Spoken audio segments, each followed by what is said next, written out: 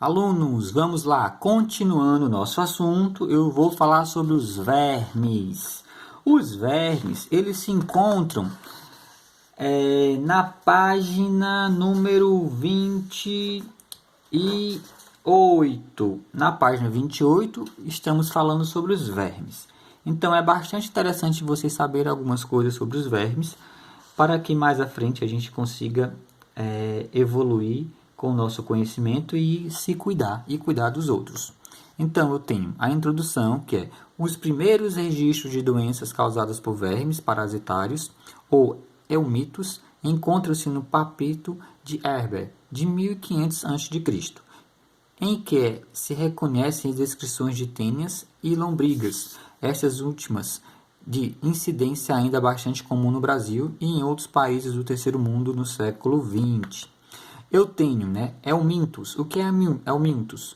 É um grupo de animais que parasitam o homem, sendo pertencente ao filo Platelmintos, que compreende os vermes achatados. Eu tenho as características dos eumintos. São vermes achatados dorsalventralmente, tipo folha.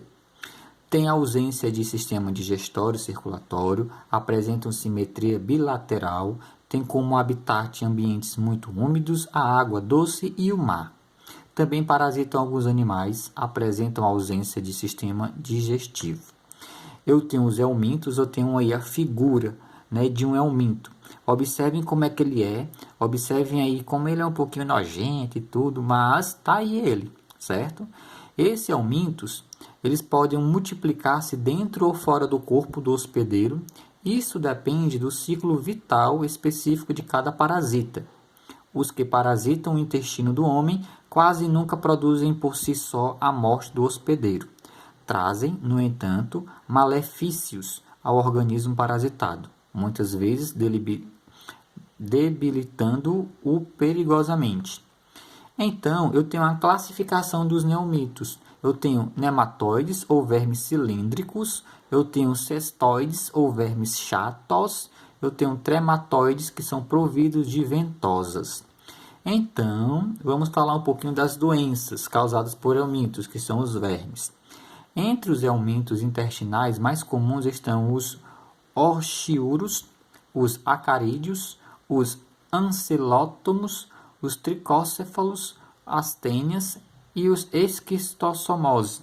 No seu livro eu tenho falando muito dos nematóides e dos planteumintos. Eu tenho também falando também sobre a tênia e a evolução do ciclo da tênia.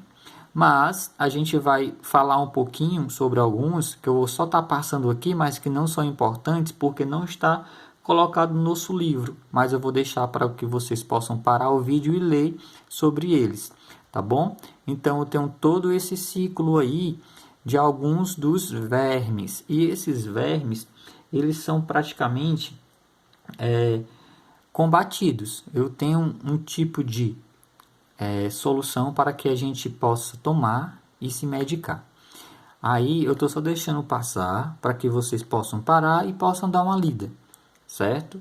Então observem, leiam aí, vejam direitinho, porque a gente vai falar sobre alguns que eu tenho aqui no livro, que vocês têm uma informação muito, muito, muito peculiar e muito melhor, certo? Então só vocês analisem aí para ver direitinho.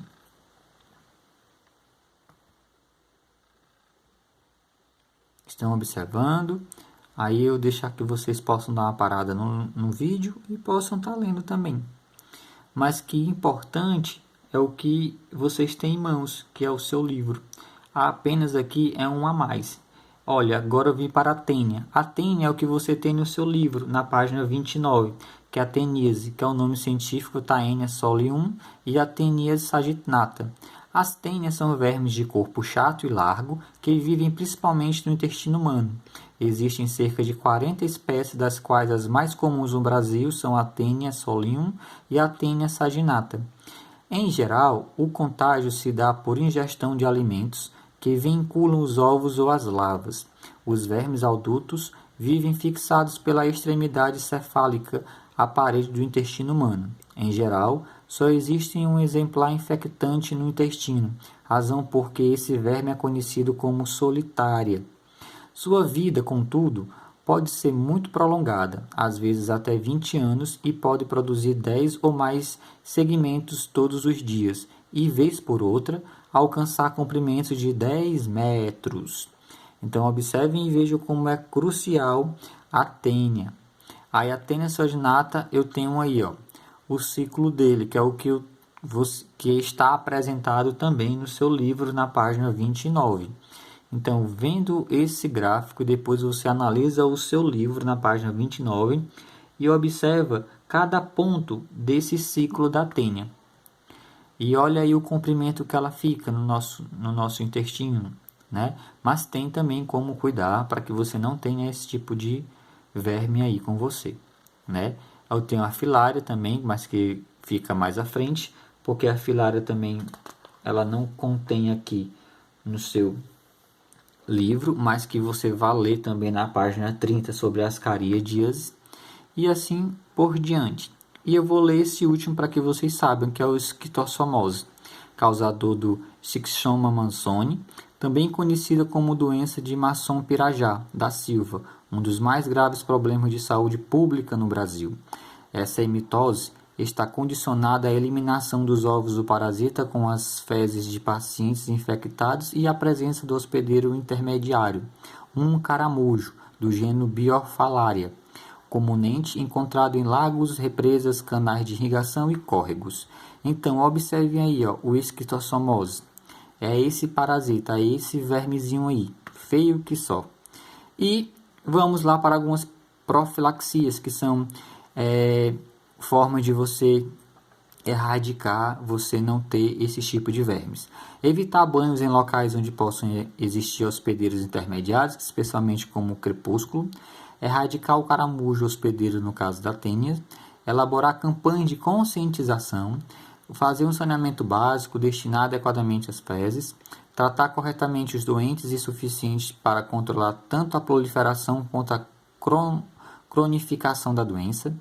Para se evitar contrair a filorose, deve-se combater o inseto, mantendo sempre sua causa e os locais de convívio muito bem limpos. Lavar bem as frutas e verduras, evitar carnes mal passadas, ter esgoto recolhido e tratado, fornecimento de água potável, lixo corretamente recolhido e destinados a locais próprios para tratamento.